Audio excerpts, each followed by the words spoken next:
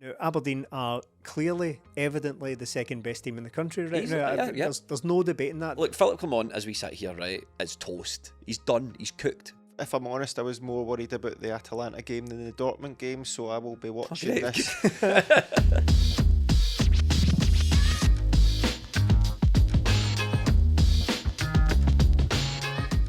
A crucial point gained for Celtic in the title race, but does that performance against Aberdeen raise concerns for the upcoming tie against Atalanta?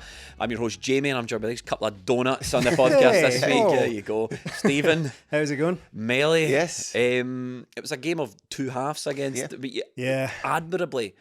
You didn't say that on the reaction podcast, did you? You said it was a Jekyll and Hyde performance, which I thought was brilliant. And if you're wondering what the at the match performance is, patreon.com/20minute-tims is where you can get extra content from us.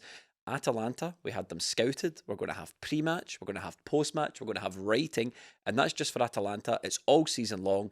Extra content, extra podcasts, extra videos, extra writing. Sign up at patreon.com/20minute-tims. Support us and get involved. Yeah, you done quite well in the post-match, I've got to say, because I was spitting feathers after that game. Right. I thought, as good as Aberdeen were and are, and we can get on at the benefits of how good that is for the game in Scotland, Martin Melly, I just thought, how are you 2-0 up at home and you're blowing that lead? Yeah, it's that second half performance, wasn't it? I don't think watching the first half MD would have seen that coming, but even watching it back, I was like, so where did it go wrong? And to be honest, I think Aberdeen just came out in the second half, made a couple of positive changes, to be fair to them, and the ball through from McGrath to Sokler is absolutely brilliant. It's pinpoint. We sort of looked at Liam Scales on the at the match, but looking back at it, I don't think you can really blame him too much. The ball through was delicious, to use one of my words, so I think it was What are you? Is that yours? Did you come up with that? copyrighted. Check it out.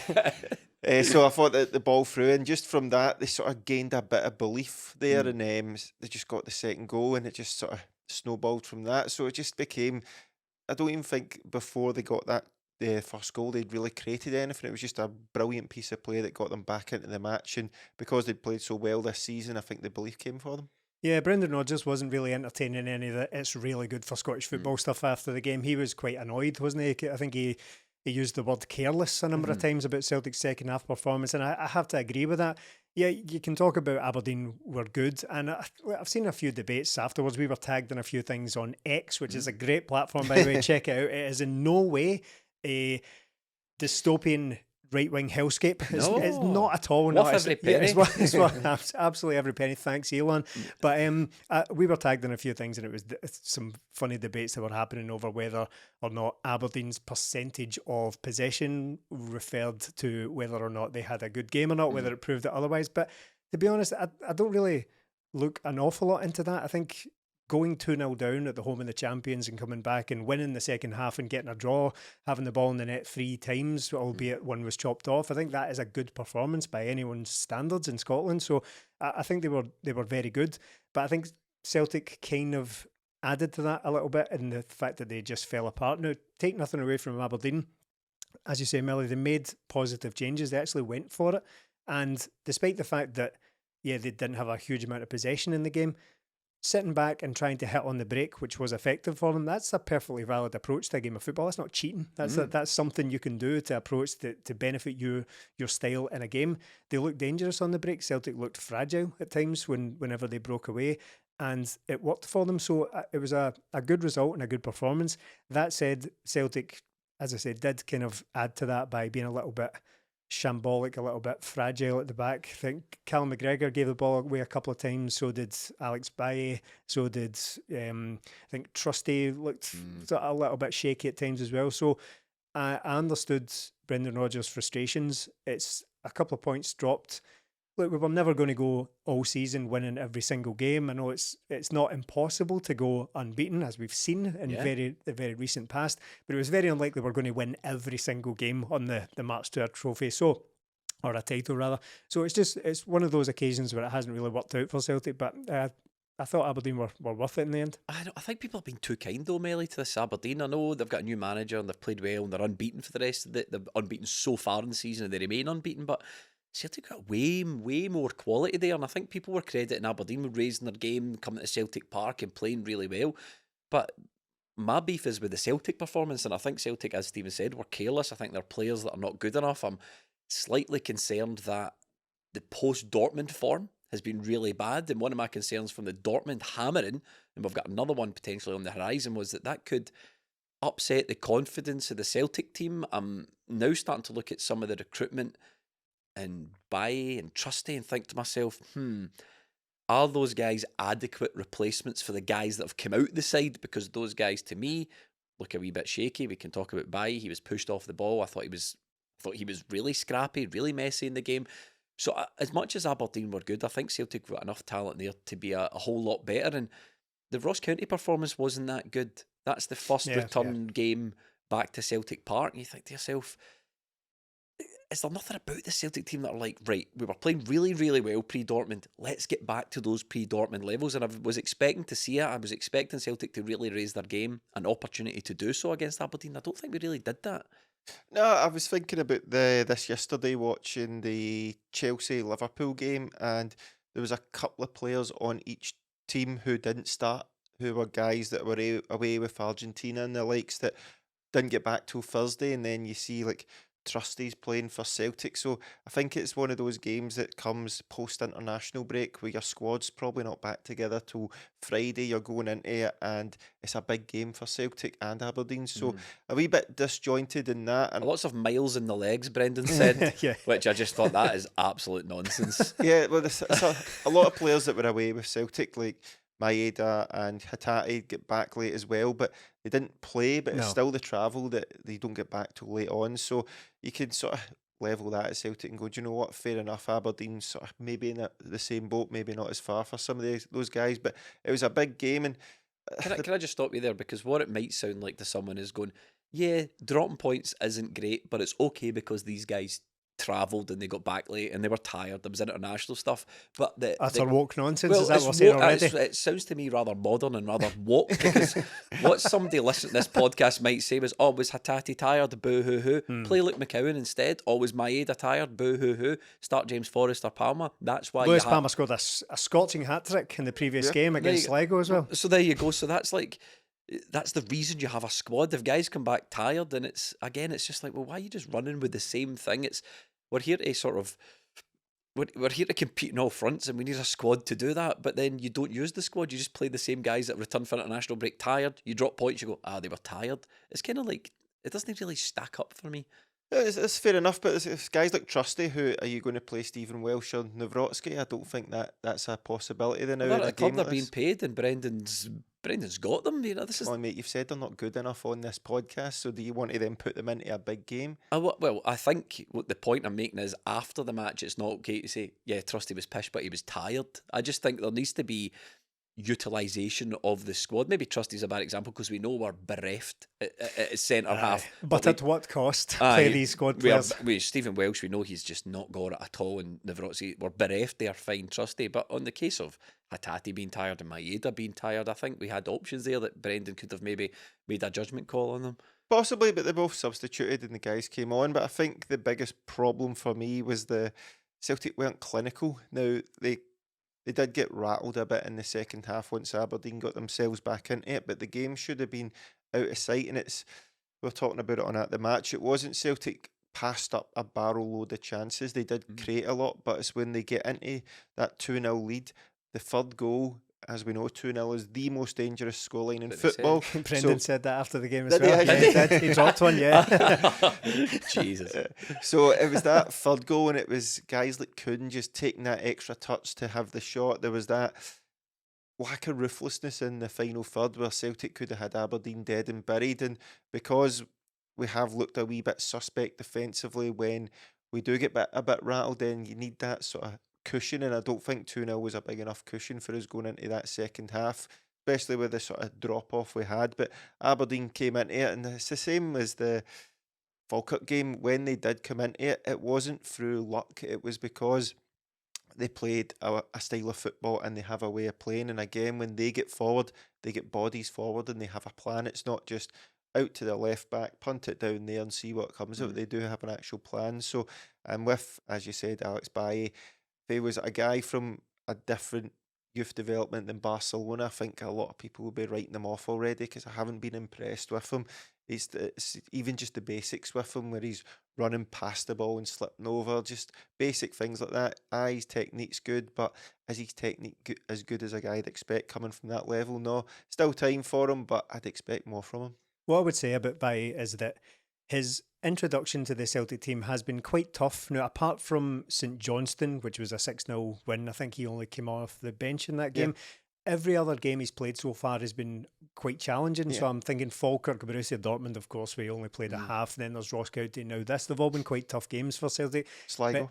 Sligo, yeah, of course. Listen, I'm playing devil's advocate again here, right? But we're saying this guy came for Barcelona, but we can't judge him because he's played against Sligo, Falkirk and Ross County. He's had tough games. Come on, can you just say the boy's rotten? I know. Then we play the Kuhn card from last season when you basically wrote him off, and now he's one of our best players. I've got egg in my face. but I'm saying so far, here today, having watched Alex Valle come, he doesn't scream to me Barcelona youth product is what I'm getting at. And I know what you're saying. There's an adjustment period, etc., etc. But we're basically in November now, and he's only really played, as you say, Ross County, Falkirk and Sligo, and he's not looked good in many games. No, I only applied that just to be a wee bit more realistic about the expectations so far. And that's not to say that it's because those opponents are so tough that we can't expect anything out of them. It's just that, well, apart from Borussia Dortmund, it's just that the team haven't played particularly well in all these games, and it's maybe slightly unreasonable to expect him to come in and flourish in that setup. What I would say about him individually is that, looks a little bit lightweight, looks a little bit oddly kept falling over. And there was one particularly bad one where Aberdeen had a breakaway, and he was as guilty of that as anyone was in the game. Callum McGregor had a bad one as well, where he basically just tried to dribble out and it was taken off him. Bailly just sort of ran past the ball and fell over. So in the second half, he looked willing to get forward. He's quite an aggressive direct runner when he gets the ball, but he kept hitting every cross off the first defender every single time. And I suppose at worst that can advance you up the pitch, gain yards and win a throw in further up the pitch.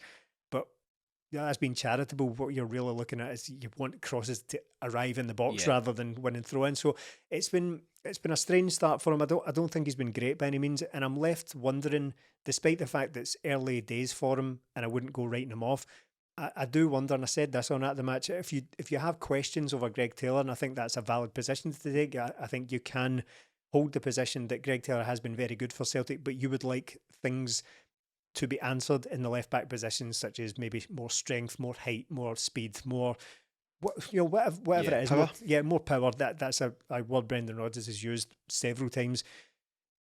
Are any of those things answered by Alex Valle? I'm not sure they are just yet. So what you might find is that we've got a very, very similar player to Greg Taylor, maybe a wee bit faster, maybe a wee bit more direct at times. But I don't think any of the questions are answered over Greg Taylor by having him in the team so far. And again, it's early days. I'm just looking at the signings overall, and we're a couple of months into the season now, and I'm like, I just wonder if they're not really panning out the way that I thought they'd be. And Vaille's one of them, and I think a lot of people thought, right, okay, Barcelona youth product, he's going to come in and take Greg Taylor's place. But as you say, whatever you think of Greg Taylor, delete the name off the back of the jersey and just look at the number.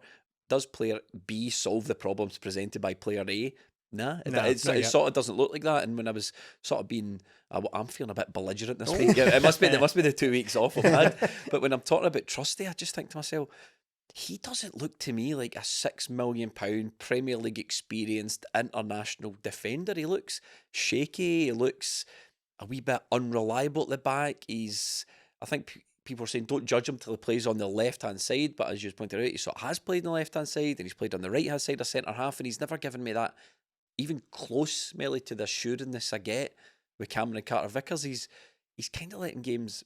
He's been a participant in games, but he's not influencing games by Trusty. He's been a bit meh so far.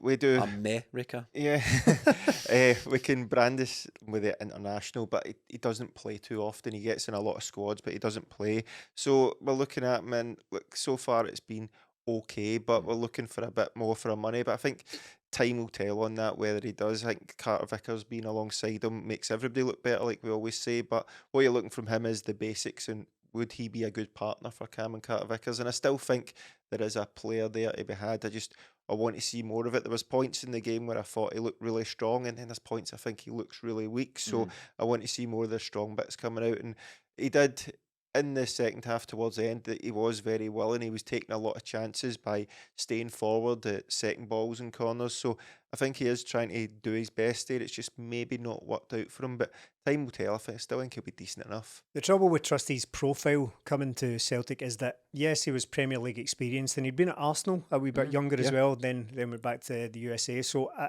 the trouble is, he played for Sheffield United, who are one of the worst teams ever to play in the Premier League era in that league. So you can look at that one of two ways, or both really. You could say that, yes, he played in an absolutely dismal team and was certainly part of that, but at least he's going to be used to defending. Yeah. But you could also look at that and say, yes, he's used to defending really badly in an absolutely terrible team. So maybe he's more used to backs to the wall, sort of blood and guts style of defending, which we haven't really seen apart from against Borussia Dortmund. And in some ways, despite the fact he was trying to fight fires in that game, he probably did look slightly better in that game than he has done in domestic games. I know it's a terrible result, but he looked at times like he was doing his best and keeping up with players. He looked fast and strong and So do you think aggressive. it's an adjustment period thing to be getting used to a side that has the majority of the ball and being called into action? Like, maybe it's harsh. I always feel like people criticise players' concentration sometimes, especially goalkeepers. But I always think that's harsh. But there's no other way to phrase it really. Like, he needs to. I don't know, but there must be. I suppose what I'm saying is there must be something technical about it. Maybe it's his positioning, or maybe it's awareness or something that he needs to feel involved in the game more than he is when he's playing for Celtic. Yeah, possibly. And look, just the nature of it, Celtic's budgets and where we can attract players from, we're never going to sign a player from a team that is used to having most of the ball in the English Premier League. That's never going to happen. We're never going to sign a player with first team experience at Man City or Arsenal or anything like that. If we're going to sign players who are Premier League experienced and have international caps, it's going to be someone for the USA who has 2 caps and played for one of the worst teams in Premier League history. We've also got ARNE ENGELS, who played for a poor team in the Bundesliga. Yeah. So what I mean by that is that, sort of by definition alone, any of these players who come to Celtic are not going to be used to being the dominant team. They're just not going to be the dominant forces. So we do have to let them adjust. But there is the possibility that the reason they were playing at that level and in that style was that they're never going to become used to having a lot of the ball. Look, we've had defenders of that nature before. Boyata was probably quite similar, never really used to having that much of the ball. Boyata had a huge amount of the ball when he was at Celtic, but a lot of people never really took to him and thought he was a bomb scare the entire time. So it's probably a huge adjustment to go from being at Sheffield United to going to Celtic. Yeah. I'm being sort of generous here and letting him settle in here, but there are some realities that come along with the Premier League experienced defender thing. And the reality of the fact is, whatever you think of the fee, it was £6 million. It's a lot of money.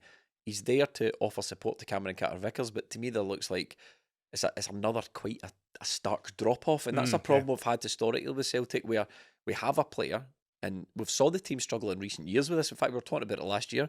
The starting 11's okay, but the minute players start to unplug from that starting 11, you play the backup, it's just nowhere near as good. And it's almost like, well, if we're struggling against Aberdeen by dropping players in and out, you think to yourself, has the summer transfer business really made up the ground that we'd hoped it would? But Melly, you had something to say on Trusty. Just the summer transfer business, it was the late summer transfer business, was it? And again, we're looking at these guys, Engels, Baye, Trusty, all sort of not hit the ground running and just going into the team, but the rest of the team at the start of the season were flying and you're going, they went on a tour of pre-season, they know what the manager wants, they know the style of play, and yet we're bringing these guys in, right, go in there and just do your stuff straight away. I know they're professional footballers, they've played at a level before, but we've seen it before. Again, Kuhn mentioned that pre-season's vital for a lot of these guys, and then just coming into a new environment, you're making your debut, then you're playing against Borussia Dortmund away. It's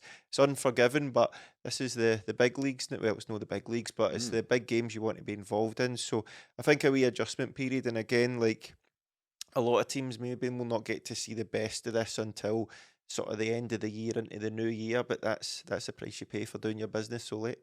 Do you think that there's anything you can take for the Aberdeen performance for Atalanta on the horizon? I think we're going to discuss that in the context of the Dortmund game, but we could also discuss it in the context of the Aberdeen game. And I'm worried about what's going to happen to Celtic up against Atalanta, because I've been bitten by the Dortmund. Like, we were all Yeah, quite positive in this, but we saw that reality check, and then Atalanta are a big old team. They're a serious European outfit. We've had them scouted. You can, if you want to know what to expect tactically from Atalanta and who their dangerous players are, patreon.com/20minute-tims, and also available on the Apple feed. You can get these scouting podcasts now, so check that out. I'm worried, but I'm just, after watching the Aberdeen game, I thought this doesn't look like a Celtic team that's roaring and ready to go to come up against what is going to be a very, very difficult team. Yeah, if I'm honest, I was more worried about the Atalanta game than the Dortmund game, so I will be watching Great. this nice and comfy from behind the couch. But like, it's these kind of games that you want to see where your team are at. The Dortmund game was a harsh lesson to take, and then going into this one, we need to see what we've learned from that, and we need to see there has been some learnings from it, because we can't just go in and just accept another 7-8-1. I think Atalanta are going to be very good. They proved last season they're a very good team. Bayer Leverkusen were one of, if not the best team in Europe last season, and Atalanta demolished them in a European final. So we're up against it. All the away games we've got, probably apart from Zagreb, are very difficult. But these are the levels a lot of these players and Celtic should be aspiring to play at. So we need to look like we belong in this place, not like the Dortmund game again. In the context of the Aberdeen game, what mistakes do you want to see corrected? So, you, having watched the Aberdeen game, what did you watch and go, do you know what, we need to fix that ahead of Atalanta? We need to not make this mistake ahead of Atalanta. Maybe we need to change this player ahead of that game. I think again with Dyson Maeda, again cutting inside and playing a loose pass inside. Mentioned that after the Dortmund game, there seemed to be a lot of that. I think you highlighted that Celtic have looked good this season when they've got the balls in sort of wide areas or inside, and they've clipped those balls down the channels. But a lot of the goals that we seem to cost ourselves these days are when we cut inside and play passes inside, and they can be pretty blind passes. And if you do that against good opposition who are good on the counter-attack, like Dortmund, like Aberdeen proved at the weekend, you can get punished. So I'd like to see Celtic a bit more control and a bit more careful where they're playing their passes. So the areas that you're most likely to get punished if you play the ball is inside. But if we can get the balls out wide to two of our players like Maeda and Kuhn, who've been our better players, and get them on the back foot, because they play a back three with wing back. So if we can get it in between that space between the wing back and the centre half, I think that's where Celtic can get joy. But what Celtic have to do is be more careful on the ball, be more controlled with our passing, and crucially, Aberdeen and like in many European games, if Celtic do let in a goal, we cannot crumble like we seem to be doing now. If Aberdeen, the goal was rightly disallowed, but they could have been 3-2 up at one point, and the first goal was a cracking goal. The second goal was Dyson Maeda playing it inside and Celtic getting caught with it. Sort of wicked deflection off Trusty, and the free kick comes from Kasper Schmeichel playing a poor ball out to the right back position. Celtic not being able to control the ball and pass it properly, couldn't give a free kick away finally, and you just felt in the stadium like they could well score from here, and it was a good ball in and they get the goal from it, rightly disallowed, but it just felt like a sort of 10-15 minutes where Celtic sort of could have crumbled in there, but we cannot let that happen again, because if we do that in Europe, we've seen the consequences. Stephen, in the context of the Aberdeen game, is there any takeaways for you heading into Atalanta? Well, the one major one would be hopefully the availability of Cameron Carter-Vickers, because I don't want to boil it down to entirely that, but the truth is it's hard to avoid because they're just not the same team without him. Just really aren't. I mean, there's no replacing what he brings to Celtic, and I was very disappointed to see him not involved at all against Aberdeen, because all the chat before the game was that he'd been pictured in training, things were looking good, didn't appear in the squad. Ideally, I would have liked to have seen him for 20 minutes or something at the end of the game, just get him back involved in some regard. So it would make, as we sit here now, a couple of days ahead of the game, it would have made me feel better in that regard if I'd seen him at all, because the team photo came out a few days ago and he was still wearing that moon boot. I don't know when it was taken, That's but a while back, yes, so I was just alarmed. I was reminded that he was injured again. So I really need to see him back involved, because it's going to be a major source of regret if we aren't able to turn up to play against these teams without our most important players. And Cameron Carter-Vickers, as if we needed any reminding whatsoever, it was just a glaring hole in that game. I just don't think Celtic are broken on like that against really any domestic team as we It's did on worrying Aberdeen because with him in the team. he is, you know, your centre half are really the last line of defence. Yeah. You know, that your defence starts up front, and I don't need to explain to people how a football game works. And then you've got guys who sort of play in the middle of the park. That's called your midfield. Right, yeah. And then behind those guys, there's defence. And you think to yourself, like, if we're all sitting here going, I hope Cameron Carter-Vickers is fit, but he's literally the last line. Cameron Carter-Vickers gets involved when everything else has failed and the ball's broken on. And if we're having that problem against Aberdeen, God help us for Atalanta. I suppose the other talking point from this weekend, though, Stephen, was how great it is for Scottish football having a proper sort of challenge for Celtic. And to be honest, there was part of me that was, you know, that grudging respect after the game for Aberdeen. I was like, you know, well done for coming and having a go, but no strain too far away for your principles. And it is in a, you know, I'm pissed off at Celtic for blowing the game and not taking all 3 points, especially in the context of what happened to Rangers. But I just think that what a weekend! I know, Good fun, wasn't it? I was annoyed at that, but I do think that it's good for the league to have more teams up there, more teams competing. And you know, the game wasn't on TV, but I felt like that would have been, you know, if you're having Rangers versus Killie and Ayrshire on the plastic pitch, that's probably not the game for TV. The game for TV was the Aberdeen game. Yeah, Put especially them both on. Good laugh. Yeah, I know. I saw a bit of the Rangers Kilmarnock Rangers game. It just looks terrible. That pitch and the half-empty stadium again, and the football that both teams were playing on it was absolutely dismal. I understand that Killie need to use fake grass, right? Yeah. And I understand that they're buying it in and they have to replace. But can they not buy green fake grass? It's like, I need to suspend my disbelief. I know, like, you need to pay more for the dyed stuff than just use the grey. The good for Scottish football thing, it's hardly consolation for us coming away from the game having dropped points at home. It's not the immediate reaction to it, but bigger picture, yes, it is. Now, Aberdeen are clearly, evidently, the second best team in the country right now. There's no debating that. They're just under a quarter of the way through the league season, and they are 6 points ahead of third place, whoever's back there. Don't know, haven't looked, but Aberdeen are definitely up there with Celtic. But they're ahead of them for a reason. And look, we need to be realistic. It's probably not going to be sustainable over an entire season. You don't think they're going to split the G? The G being Glasgow. Yeah. Well, they could. Do I see this translating into a title race?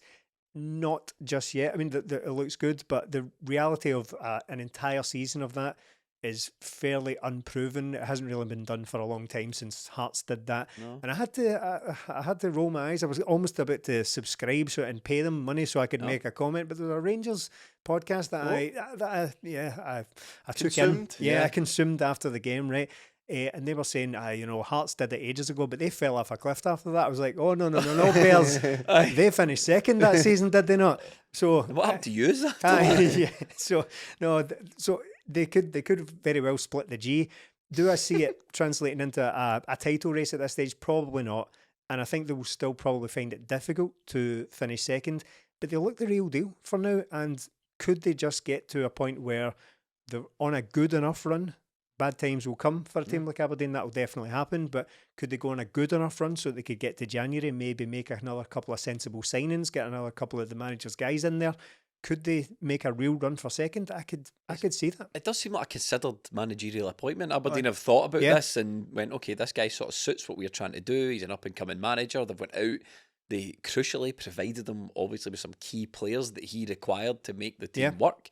And it seems to be paying dividends for Aberdeen. Rangers look as if they're just this close to another implosion.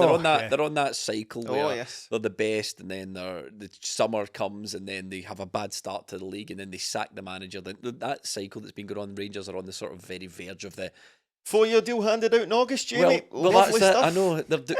Look, Philip Clement, as we sit here, right, is toast. He's done. He's cooked, because all the Rangers supporting journalists are saying things like, well, if he doesn't turn things around, then it's difficult to see how he continues. But they know how this works. They know you don't just magically turn things around with no players. So he's basically toast, which could, again, work in Aberdeen's favour. Hearts have went out and got a new manager. They've used, what's your man for Brighton? His analytics team that were involved in... Tony Bloom? Yeah. Oh, yeah. They've involved his analytics to go and get a new manager, and the discussion on SportsSound from that was extraordinary.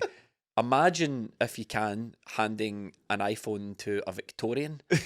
Right, yeah, and they're looking at it going, but how did the people get in the phone? How do you fit humans in? They're FaceTiming someone going, how does he get his whole face in this phone? That's kind of what the discussion was like on Sportsound. They were the whole crux of why they thought it was a bad idea. They were saying, aye, but who puts the data in the analytics? That's what I want to know. I want to know where the data that you put into the analytics computer comes from. As Right, if somebody yeah. just like types Hearts Manager and then the computer spits out a name and goes and hires him. It was the most absurd conversation I've ever heard in my Let me life. guess, was there a little bit of what does he know about the league in there? Was a Correct. little sprinkling of that in there as well? Yeah. Kevin Thompson was Yeah, Scottish yeah. football's different. Kevin Thompson was hanging about the sidelines, hoping finally to get a job somewhere. So yeah, Melly, do you subscribe to the It's Good for Scottish Football? Yeah, personally, I really enjoyed the game. I see if Celtic had got the winner, I think it would have been a brilliant day. But subsequently, Sunday made it a very Yeah. good day, actually. So I think Aberdeen coming there, it gave me that excitement. No felt it for a while, not this season at all, that when a team's coming to Celtic Park domestically, that there's a bit of jeopardy here. Yeah. There's something to play Yeah. for, and you kind of wanted to beat Aberdeen, but not too much that it would dampen their confidence down. So I think Aberdeen looked good to me. They were a team that could have just collapsed. They were 2-0 down at the home of the champions. Celtic were playing well. They could have crumbled, but they got themselves in at half-time. They regrouped and they came out with a slightly different plan. And a few wee tweaks and some positive substitutions Yeah. that got them back into the game, and they got the rewards for it. And Do you think because they should have tried to win it? There's a lot of time wasting at the end, wasn't there? yeah, there Ah, was very annoying. Mitov was at it, but we're used to that at Celtic Park. It's down to the refs to do something about it. And to be fair, I said there better be at least 6 minutes added, but it should be more like 10, and then 10 came up. Yeah. So pleasantly surprised at that. But Celtic could have done it a wee bit better. But credit to Aberdeen for the way they came, the way they stuck to the plan, the way they changed it slightly and got themselves back in the game. But I hope they can sort of sustain it. And we do see that, because you'd love to think that Celtic and Rangers, when they go up against these teams, it's not a freak result when Rangers drop points. It's not a freak result now, but No, they seem no. to do it more often. But I'd like to go into games against Aberdeen, Hearts, Hibs, possibly Dundee United, thinking they could take something off Rangers, and subsequently when they play Celtic, we're going to need to be on our game to get Yeah. something here, because that's what will help us when we go into Europe. We'll learn more from that Aberdeen game domestically than we learned off Rangers at Celtic Park earlier in the season, because it was different and they played differently against us. So I hope it works out well for Aberdeen, so it can be that wake-up call for Scottish football. It's just a do better Scottish football. There's Aberdeen there, tracked this guy for a long time, went for Robson last year instead of him, learned a lesson and finally brought him in, gave him the players, and they've given him the tools to go and do that. He's only been in here since the summer, and he's managed to implement a style of play with not a massively, they haven't made huge changes No. to the team. Couple of signings in and they've done really well.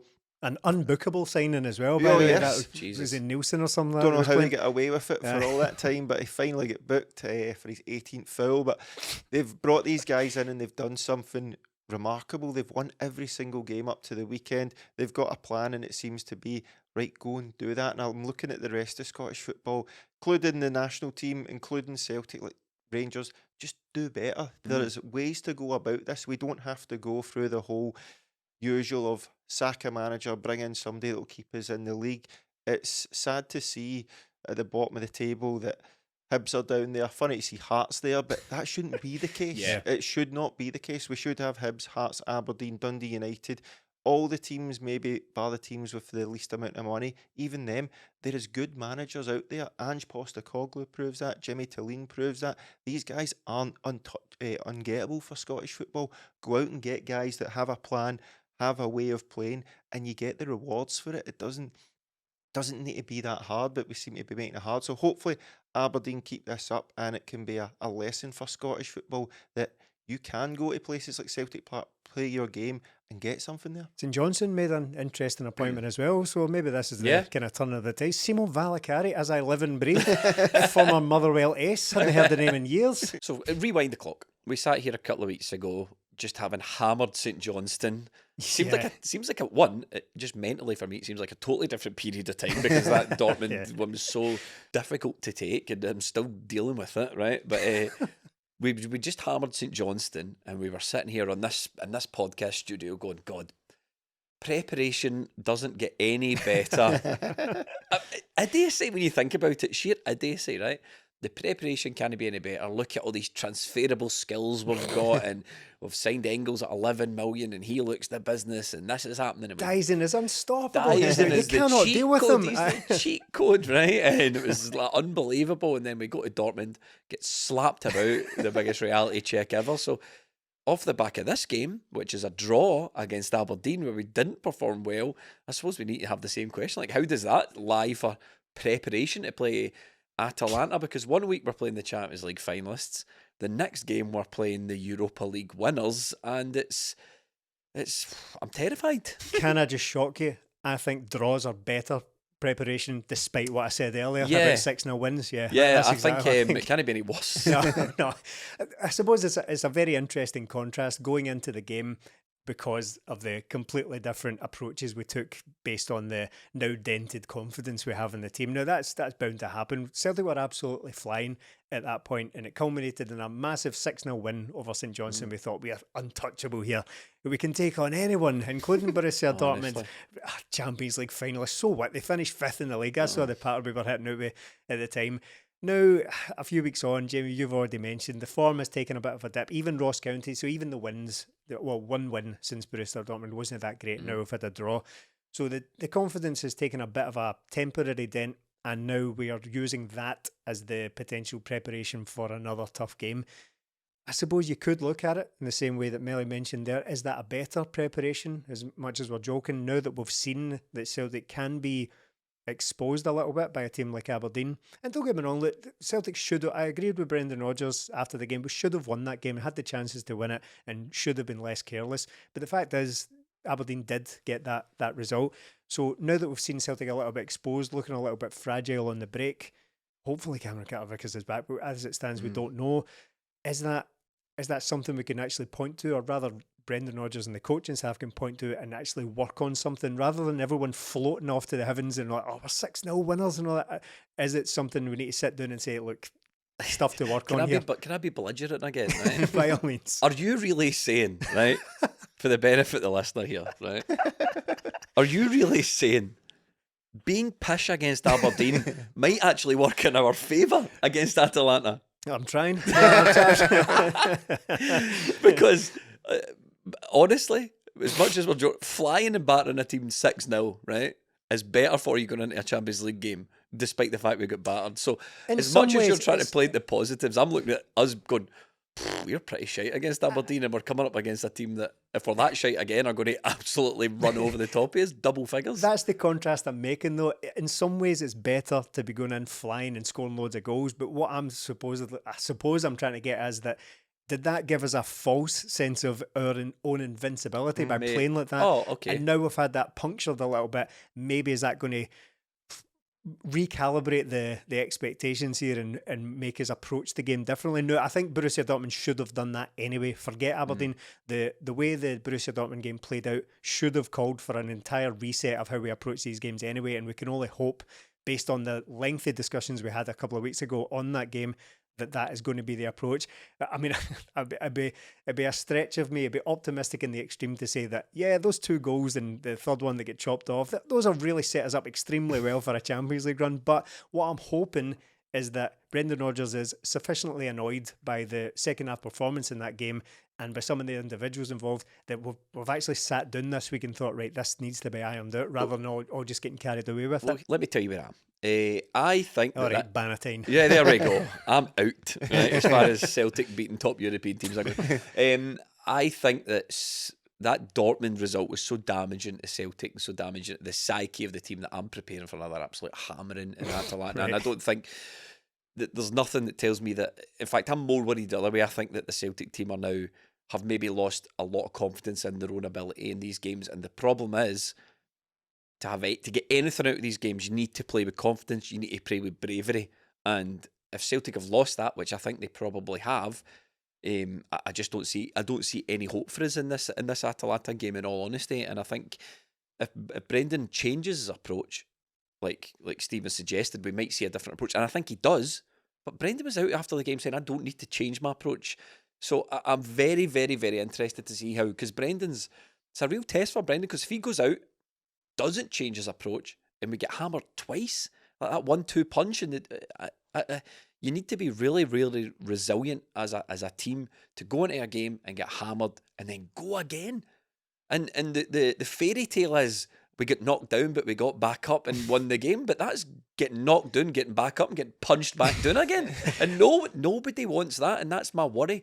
So I think Brendan does have to change it. I'm not saying, as we had this tedious discussion last week, you want to go 4-5-1 or 5-3. No. Maybe change the double pivot.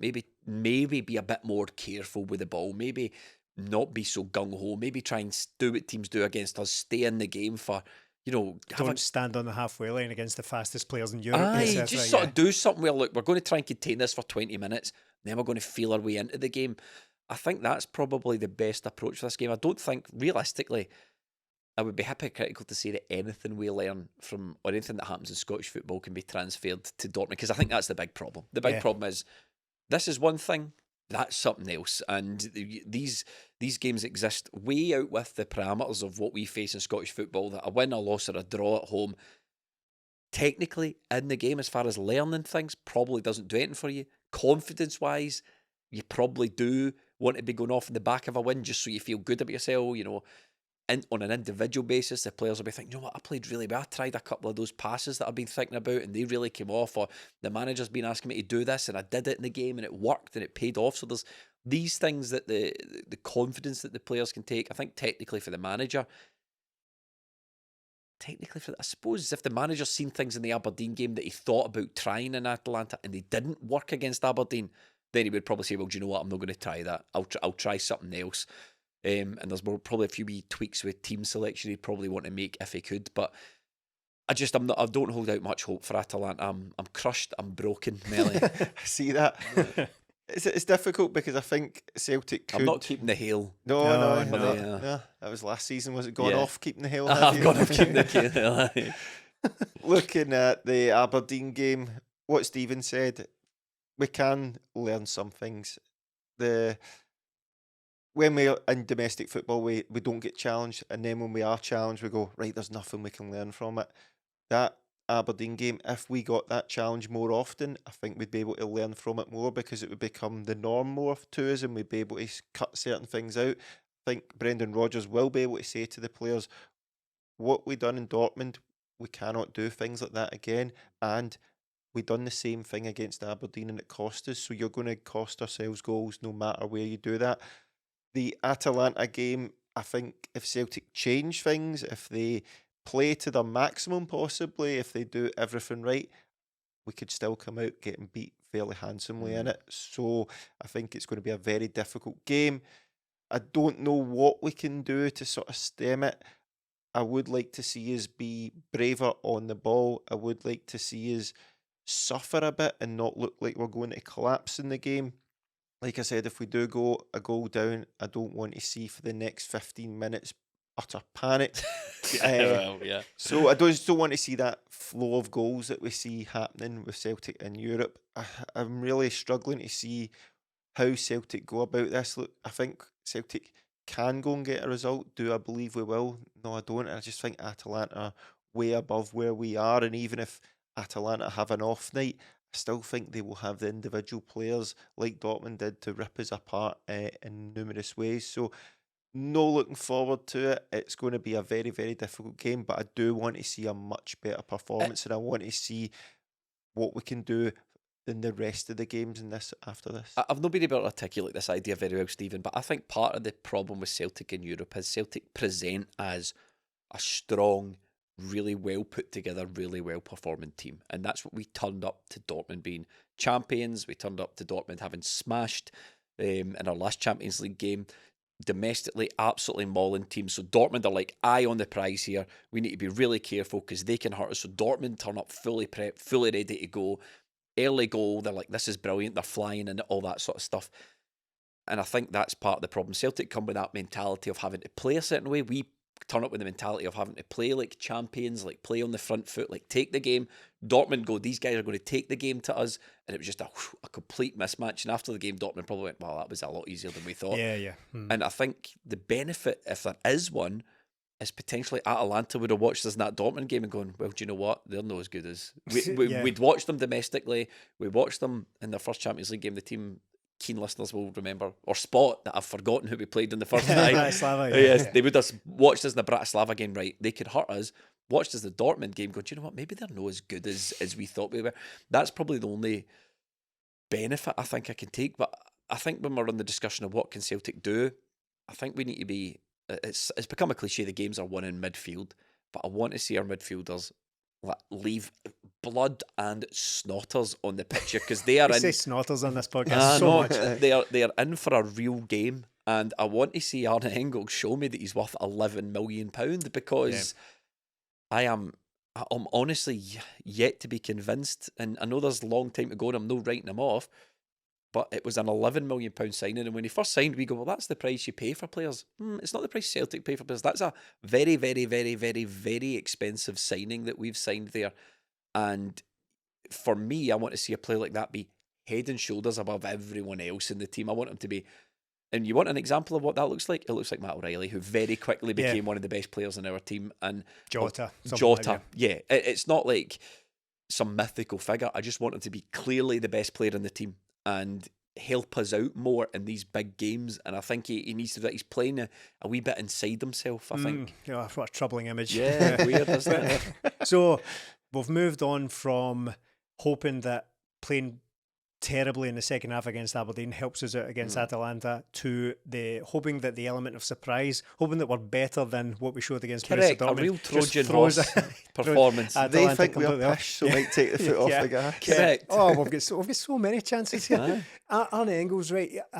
I said after the game in our At the Match podcast, and a number of people have disagreed with me, but I quite liked his first half performance against Aberdeen. I think in another day we would have been talking about how amazing his performance was had a couple of things broken for him. I think we would have been talking about, had it not gone to pieces in the second half a bit, including him who fell out of the game and he was taken off, we would have been talking about his amazing pass for Hatate's goal that set Kyogo down the right, and he turned inside, gave it to Hatate, who Hatate had to... Had a lot of work. Yeah, had to change his run a little bit. It wasn't straight in his path, but we would have been talking about that from Engels, a brilliant pass. We would have been talking about how he scored from 6 yards away from the corner flag and dropped it onto the top of the bar, and it went over a couple of inches and that goes in. It's like one of the goals of the season. He also had another big chance where VALLE cut it back for him and he just took it first time and dragged it past the far post. So a couple of things fall, much like Celtic's performance, a couple of things fall a different way. We were talking about how brilliant a performance that is, but it didn't. So we're left a little bit underwhelmed because of the nature of the game. But he did those things in the game. It's just that the fact that it kind of went a bit of a awry in the second half. So are you saying see all those things he did that didn't work? If they worked, yes, he would be a good player. Right, okay. Would you stop poking holes in every logic, every flimsy piece of logic I try and present on this podcast?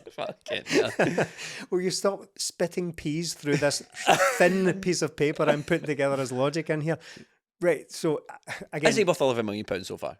No, but I think that was always going to be a longer term thing, and I don't mean that in the project way. I don't mean that as in, right, we'll see the best from him 2 or 3 years time. Often, look, he came in and hit the ground running. He looked well up for it when he came off the bench against Rangers. He was brilliant against Bratislava. Yep. I think maybe another really good performance in there. He scored a couple of penalties. It's often said about players when they come in and look bad, but it's impossible to judge them, give them time. And the implication there is give them time to get good. Yes. Right? The same can be true the other way. Someone can look really good at first and no one ever says it, but sometimes it can be about give them time, it might sort of level out a wee bit here. So that's where I'm at. He started off well, but he's now looking ordinary. He's looking like an ordinary footballer. And what I thought we were getting for £11 million, Martin Bailey, was an extraordinary footballer. And I think that's fair enough. It is. It's just sort of... It hurt to say that, didn't it? It is. Do what he does to me. Do that to him. Poke holes in the logic. When we're looking at the Atalanta game, they sold Cop Miners in the summer, and they've brought in other midfielders. So we are saying to Engels, go out and show your worth against these 30, 40, 50 million pound players. So it's going to be difficult for him. He's got to show a bit more, but I'm with Stephen. I thought he was good in spells in the game, but he's got to sustain that with a bit more consistency. But he is a young man. We have paid a lot of money for him, but in the grand scheme of things in football, 6 million, 11 million isn't a lot of money anymore. It is to us because we don't spend fortunes like that at the moment. But we need to see more of these players come in so it becomes the norm. So it's not just this guy. You should instantly go in and be brilliant. But, So are you saying, right. right? Are you saying, see that one £11 million player we've got? You all think he's rubbish because he's our only £11 million player. But if we had 5 of those guys in the team, he wouldn't stick out quite so They'd much. all be average. They'd all be average. Yeah, well, Celtic have still got a lot of flaws in the team, don't they? Yeah. We've still got a lot of improvement to make, and that's what the sort of signing of Engels we hope would signify, is that, right, that's a sort of benchmark now. Celtic might not break that for a long time, but we need to be bringing in players of that sort of standard and that sort of money. So this is what we brought him in for, these type of games. So we want to see better performances from him. And but Matt O'Reilly did come in and, you said, very quickly became a good Celtic player. His first half season, he was good at the start, dropped off towards the end of the season, and then sort of built on that. Engels is going to be in here, he's going to be the main man. So these are the games that we sort of brought him for. So let's see what he can do. I think this is going to be a difficult one for everyone, but if we're looking at players who we've bought in the summer to come in and make a difference, he's the main man, and we need to see more from him and the other 2 midfielders. It was far too open in there, we were far too passive, and I don't want to see Atalanta breaking on us and all our midfielders are behind the ball. We have to be a bit smarter than that. Right, see, before we go, I just want to clear one thing up, right? I want to get it on the record this week. So there's no chicanery, no I but if but, right? If Celtic go to Atalanta and get smashed, right? One, I want to set the standard now. What is a smashing? Tell me right now. What's an unacceptable result? I think we would, if Celtic go into it with a slightly different approach and try and be a bit more compact and all that, I think if Celtic lose 3-0, we are still coming away with much the same reaction. Now, it's no 7-1, it's not an outright disaster, but I think we're still coming away from the game. Being realistic here, I think we're still coming away thinking it's no good enough and it's a big disappointment. Because 4 goals or more for we me. can say that going in. We can say, I'd be much happier with 3-0 than I would be 7-1. Well, that's what I want to. That's why I want it on the record right now. Yeah. So I think it's easy to say that going in, but there's no way we are coming away from a 3-0, depending on the nature of it, how it plays out. If Celtic are the sort of architects of their own downfall again, then that's obviously different. But if we're coming away 3-0, and we'll have a reaction to it immediately after the game, I doubt we're all going on it and thinking, do you know what, that was actually not bad. At least it wasn't 7-1. I think we're all equally disappointed. I don't agree, but what I will say is I suppose it depends on the circumstances of that 3-0. But I think, as Melly said, 4 goals or more, if we can keep it under 4 goals, and all I really want, honestly, and any more than 4-0 to me is just almost an unacceptable result. And under any circumstances, 7 goals is an unacceptable result. But what I really want is just shows something's improved. Shows learning. But I said that against Dortmund. But that's the tricky bit. Yeah, and look, I think a final thought on the Atalanta game. Obviously, we've done the scouting of it. That's available for everyone to listen to. But just speaking emotionally as a fan going into the game, there's probably more at stake than just the standard 3 points in the Champions League on this occasion because of the Borussia Dortmund game, because take consecutive doings in the Champions League again, and that's not only Brendan Rodgers' reputation as a manager taking another massive dent, because he's already spoken about in terms of like he's the worst manager in the history of the competition and all that, right? It's another doing.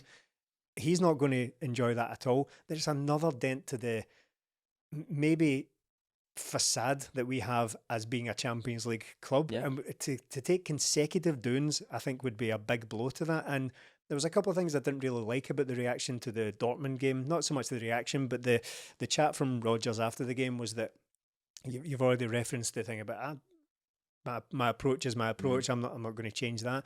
But also he spoke about how like sometimes you just turn up expecting to lose, and I think that's factually accurate. Or you can expect to lose, not going in expecting to lose, but at certain levels you can expect that you're maybe going to lose games. that's factually accurate. I'm not disagreeing with that. But that seemed very much like my approach is fine, but with these players, we're going to lose. I didn't really like that all that much. I'd rather maybe if we're going to lose this and we're going to lose heavily, let's all go down together. Let's not be coming out with this. I was fine, but the players just didn't do it on the night, because we kind of do that in consecutive games before it becomes just a logical fallacy. I'm sending the players out to do the same thing over and over again, and they're just shitting the nest on the day. It's nothing to do with me. I don't really want to be a Celtic fan sitting on a Celtic fan podcast just accepting that look it's going to go badly for Celtic, but I kind of at the same time I just feel like that Dortmund result was a huge wake-up call. I've seen it so many times now. I'm honestly at the stage where I think it would be just silly to be here going, rewind the clock back maybe 5 years and we'd not seen these things. Like, oh, do you know what? Maybe you take a scalp off somebody. Maybe we could do this and maybe we could that. And there's always a wee thing at the back of your mind where you think, do you know what? Maybe we could spring a surprise on someone. But I just can't get over this nagging feeling that there is something about the way we are expected to and then follow through with our approach to these games that make springing a surprise more unlikely, because I think the way you spring surprises in these games is with backs to the wall performances, is like stealing a goal at the end. That's the only way I've ever seen really a lot of these teams suffer, when they can't get the ball in the back of the net, when things are hitting the post and bouncing off the line, and then we nick a goal or we spring the attack and we get to, but we don't play like that. We go toe to toe with these teams. We play kind of into their hands a wee bit, and I just don't see, unless we change that outlook, unless we change that way. I'm not saying it's impossible, because you could take the game to Atalanta and they may have a ridiculously off day, but that to me is 1 in 1,000, 1 in 100 that these teams turn up and have a ridiculous off day. Martin Melly, I'm going to leave the last words to you on this week's podcast. Don't get pumped. And on that bombshell, we will see you ahead of the Atalanta game on patreon.com, after the Atalanta game on patreon.com/20minutetims, and we'll be back here next week. Thank you for watching and listening.